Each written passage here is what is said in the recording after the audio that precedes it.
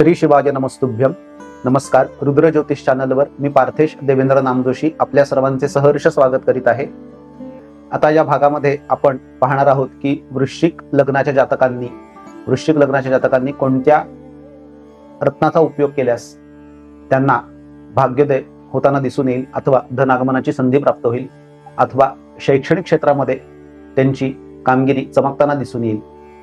प्रथम स्थानामध्ये ज्या जातकांच्या 8 हा आकडा आहे, कुंडलीच्या प्रथम भावात म्हणजे पहिल्या स्थानामध्ये 8 आकडा येईल, तिथे वृश्चिक ही राशी आहे. कारण वृश्चिक ही 8वी राशी आहे आणि त्याचा मालक जो आहे तो मंगळ आहे.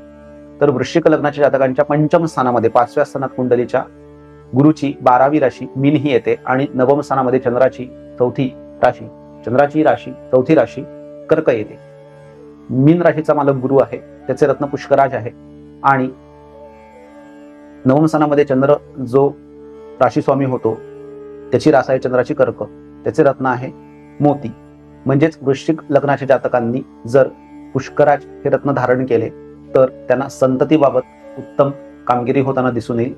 तसेच शैक्षणिक क्षेत्रामध्ये त्यांना चमक मिळेल, म्हणजेच शैक्षणिक क्षेत्रामध्ये त्यांची कामगिरी उठावदार होईल आणि धन आगमनाच्या संधी आणि कुटुंबामध्ये उत्तम प्रकारे त्यांचा समतोल राहील. कारण वृश्चिक लग्नाला कुटुंब सणाचा अधिपती गुरु होतो.